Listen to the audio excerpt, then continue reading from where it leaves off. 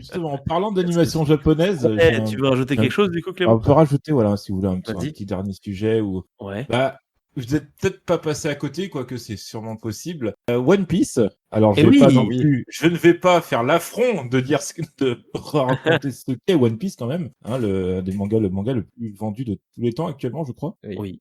Va avoir, ça sort le 31 août, je crois, son adaptation live en série. Netflix. Alors, c'est pas Netflix. Netflix est coproducteur et distributeur. Les producteurs, c'est Oda, le créateur du manga, et une société japonaise. Et Netflix donne un petit peu d'argent pour avoir la distrib. Ok. Et, c'est et ça, voilà, donc ça c'est sort. co-créé avec, c'est la Toei qui s'en occupe. De toute façon, c'est eux qui ont les droits, oui, je crois. Non, c'est pas la Toei, c'est la Shueisha directement, parce que la Toei, ils ont les droits de l'animer. Oui. Là, c'est le manga. Et justement, là, je crois que c'est la première fois que je vois en fait des gens confiants sur une adaptation live d'un manga. Et quand je dis confiant, c'est que voilà, ça a pas l'air d'être la purge annoncée. Ouais. En fait, moi, c'est un peu ça le truc, c'est que genre, ça va être ok. Oui.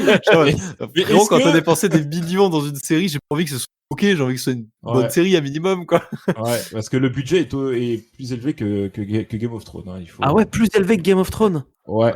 Franchement, quand je vois les trailers et quand je vois la gueule des costumes, je me dis pouf. Je dis plus élevé que Game of Thrones. Frérot, Game of Thrones, on rappelle que c'était genre des tapis Ikea qu'ils utilisaient pour faire les fausses fourrures des mecs du Nord et ça rendait vachement bien que ils utilisaient des trucs Ikea.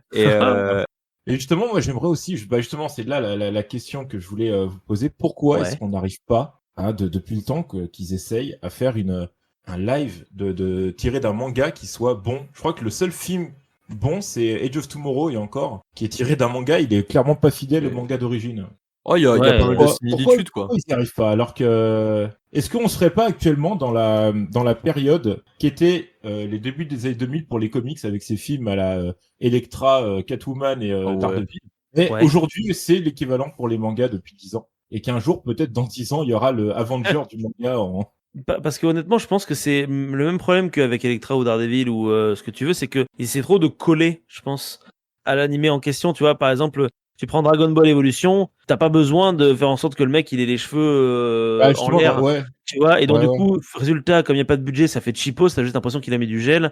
Et du coup, la plupart du temps, ça fait très cosplay cheap. Tandis que si tu t'appropries peut-être un peu plus l'univers, et tu le mixes de manière un peu cinématographique, ça fera un truc qui est chouette. C'est marrant parce que pendant que tu parlais de ça, j'ai une réflexion que je m'étais faite il y a un certain temps et qui est revenue un petit peu. C'est que est sorti il y a de ça bien 10 ans, je pense maintenant, un film avec Henry Cavill qui s'appelle Man of Steel, qui parle de Superman. Et en regardant ce film, réalisé par Zack Snyder et coproduit avec Christopher Nolan, j'ai trouvé les combats incroyables. T'as une puissance, des chocs, des ondes de choc.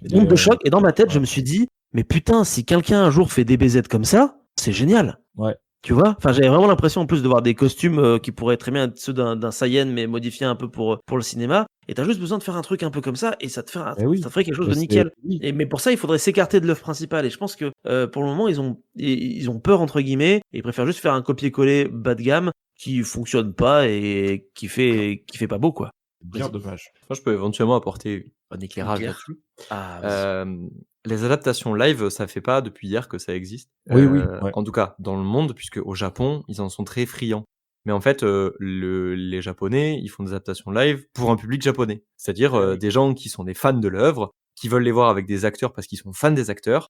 Et généralement, c'est du star talent. Les acteurs qui sont dedans, c'est des icônes, c'est des idols, c'est des icônes de pop, etc., etc. Voilà, ça se voit, ils ont des gueules de beaux gosses, machin et tout ce que tu veux. Et en fait, c'est pour ça que ça donne cette espèce de côté un peu cheap, cosplay dégueulasse, parce qu'en fait, ça plaît au public japonais.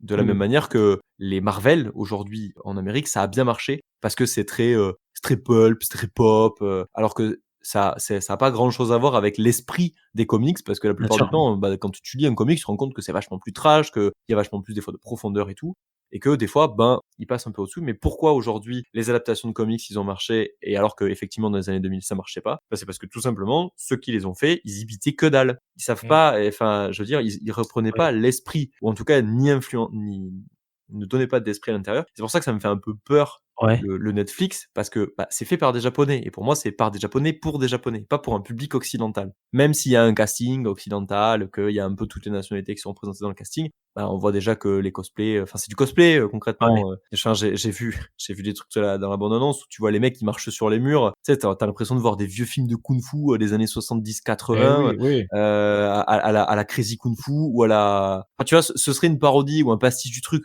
Mais vas-y, amène, de fou, fonce, c'est trop bien. Sauf que là, j'ai l'impression que l'œuvre, elle se prend au sérieux. Et du coup, ça va me sortir. Ils avaient fait. Parce que ça marche en papier, tu vois, et pas. Oui, mais alors, tu vois, genre, quand c'est réalisé par des Japonais pour des Japonais, ça marche chez eux. Tant mieux, c'est fait par des Japonais pour des Japonais. Le truc, c'est que c'est quand les Occidentaux se sont mêlés là-dedans et ont récupéré des trucs en se disant, putain, ça marche à l'international, il faut qu'on essaye absolument. Et qu'on a eu des Dragon Ball, qu'on a eu des Death Note, qu'on a eu des trucs qui sont vraiment pas terribles. Parce que, les mecs, déjà, tu leur files un projet, les gars, ils connaissent à peine l'œuvre originale, tu vois, donc à partir de là, qu'est-ce que tu vas en faire? Puis surtout, c'est une adaptation. Si tu copies-colles ce que tu as dans un matériel original, quel est l'intérêt d'adapter si tu n'y fous pas quelque chose que seule la pellicule pourra t'apporter? Ouais. Donc, et ça, pour l'instant, pour les mangas, ils ont pas trouvé le. Pour l'instant, à part Age of Tomorrow, qui est inspiré du coup d'un manga que j'ai d'ailleurs. Ouais, mais du coup, il est juste inspiré, non? C'est le même délire de où il remonte dans le temps. Remonte le temps, ouais. On pourrait aussi faire un parallèle avec, tu vois, par exemple, Pacific Rim, c'est pas Evangelion, loin de là. Je vois la vidéo de Lexus 6, mais il y a une inspiration forte derrière pour ce qui est du principe même du Gundam d'une certaine manière. Des mechas, oui. Donc, oui, des mechas, pardon. Excusez-moi, tous les mechas ne sont pas des Gundam, mais. Et tous les Gundam ne sont pas des. Pas de mechas. Attends, si, ça, oui. Je connais cette théorie, oui. J'ai perdu mon fil. Oui, en fait, peut-être simplement que juste s'inspirer, c'est peut-être ce qui marche le mieux finalement. En tout cas, pour exporter à un public occidental. Je crois qu'on l'a vu avec. Alors, je l'ai pas vu ce film-là. Peut-être que vous l'avez vu. Ouais. Mais il me semble qu'il y en a un qui a pas fait un four parce que justement, je crois qu'en fait, il a le nom américain. Mais nous, on le connaît sous un autre nom. C'est Alita. Alita Battle Angel. Alita Battle Angel. Je l'ai pas vu, mais je l'ai pas vu. Qui est en fait l'adaptation cinéma de Gunm, qui est une œuvre absolument publicité justement de post-apo cyberpunk, enfin pas de post-apo, mais de cyberpunk et de grosse SF au Japon, typique de l'ère Gekiga, où tu suis effectivement cette gamine tombée du ciel qui est en fait un androïde. Et en fait, il y a une patte graphique qui est différente de celle du manga, il y a une histoire qui est différente de celle du manga, et il y a des caractères qui sont différents de celles de ceux du manga. Je crois que c'est le seul qui a bien marché parce que justement, ça a apporté un éclairage différent par rapport à l'œuvre originale, tout en gardant la thématique principale, qui est en fait la différence de traitement entre le bas de l'échelle où les gens vivent dans la décharge et le haut de la société où tout le monde vit en l'air, au-dessus de ses moyens, en exploitant ceux d'en dessous. Et qui est genre justement une critique de la société d'exploitation et la société de consommation. Et je crois que c'est, vu que je l'ai pas vu, on reste sur de la théorie, mais un des rares films qui justement se casse pas trop la gueule dedans parce que justement le réalisateur connaissait l'œuvre et s'en est éloigné pour le meilleur en fait. Ouais, mais je l'ai pas eu non plus. Moi, je l'ai pas aimé, mais après, j'ai pas vu l'œuvre originale, donc. Tu l'as pas, donc tu l'as vu? Ouais, je l'ai vu. J'ai trouvé. C'est pas que je l'ai pas aimé, c'est que j'ai trouvé ça comme à peu près la plupart des productions hollywoodiennes de ces maintenant 10 dernières années. Je trouve ça pas ouf, quoi. Très très convenu, mais un peu comme une autre adaptation de manga d'animé qui a été fait à l'écran, c'est Ghost in the Shell avec Scarlett Johansson. J'allais y venir, ouais. Je l'ai vu, je me suis dit voilà, c'est joli, c'est bien fait, mais franchement, on aurait pu s'en passer, quoi. Ouais, voilà, c'est ça. Est-ce qu'il y a un intérêt? Voilà, c'est ça. Mais il y a pas un truc qui est sorti il y a pas longtemps où tout le monde s'est posé la question de l'intérêt que ça faisait de sortir un truc comme ça alors que c'était pareil. Ça va me revenir. Je sais pas, peut-être. Il y en a plein, des gens qui demandent, qui se demandent pourquoi on s'emmerde à faire des gars ou de en live parce que ça existe déjà les animés, que ça existe déjà. Enfin, en gros, ton média, tu passes d'un média papier à un média télévisuel / média d'animation via l'animation. Tu l'as déjà en fait ta transposition à la télé avec l'animé. Ouais. Généralement, tu vois, que ce soit un animé ou un film animé, tu vois, un film d'animation. Tu l'as déjà, ta transposition au cinéma. Pourquoi tu vas t'embêter en plus à aller caster des vrais acteurs? Parce que déjà, tu vas te faire chier avec tous les SF, parce que concrètement, quand c'est de la fiction, tu dois en mettre vachement plus des effets spéciaux. quand tu vois les budgets qui sont injectés dans les Marvel, etc. pour les VFX, et quand tu vois justement les coupes qu'il y a eu sur les derniers Marvel, quand tu regardes les Thor, enfin les Ragnarok, etc., Love and Thunder et tout, tu vois les différences de budget et les différences de traitement de la FX, de la VFX que tu vas avoir entre l'ancienne génération Marvel et la nouvelle au cinéma aujourd'hui, parce que les animateurs sont sous-payés, ils sont sous pression, ils sont de moins en moins nombreux. Et donc déjà, rien que ça, te dis pourquoi tu veux en plus aller te faire chier à aller faire des live action de trucs où il te faut encore plus de VFX pour que le truc marche, quoi. Enfin, je sais pas, mais One Piece, c'est des gens qui ont bouffé des fruits, des fruits de super pouvoir. Donc ça veut dire que chaque super pouvoir, tu vas devoir lui donner une animation, et pour pas que ça fasse cheap dégueulasse, tu vas devoir mettre du budget VFX.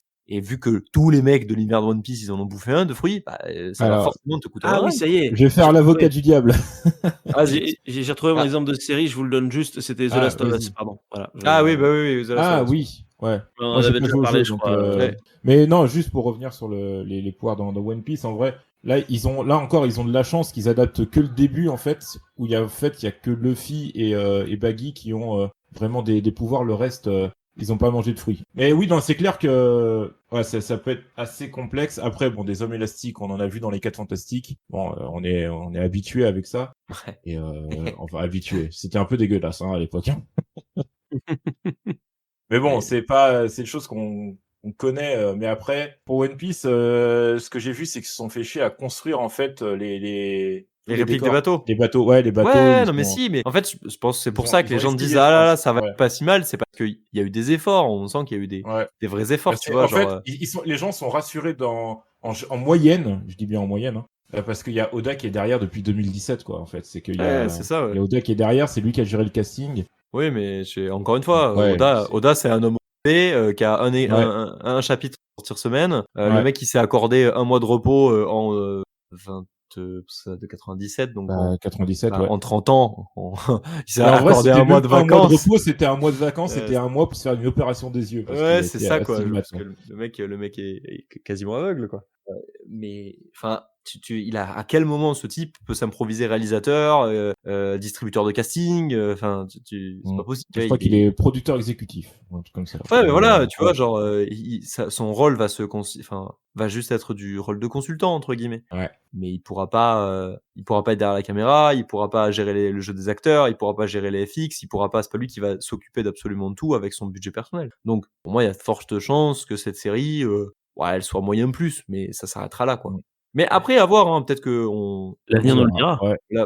Ça sort dans un mois, ouais, un truc comme ça. Il y a 8 ou 9 épisodes, je sais plus ce qu'ils ont prévu. Écoute, moi je sais que il y a d'autres séries qui vont ressortir, que je prendrai mon mois pour aller binge bordel, et puis je vous dirai ça. Ça sera l'occasion de refaire des coups critiques, écoute. Voilà, éventuellement, on n'a pas fait. Exactement. Voilà. Si vous souhaitez également participer à notre petite causerie, rien ne vous empêche de le faire dans les commentaires de cette vidéo, tout en restant bien évidemment courtois les uns avec les autres. Et si vous souhaitez découvrir d'autres sujets, il ne vous reste plus qu'à vagabonder un petit peu partout sur cette chaîne, parce qu'on y parle un petit peu de tout et surtout un petit peu de rien. N'hésitez pas non plus à vous abonner à la chaîne, à mettre un petit pouce bleu et à nous suivre sur les différents réseaux sociaux. Merci à vous et à très bientôt.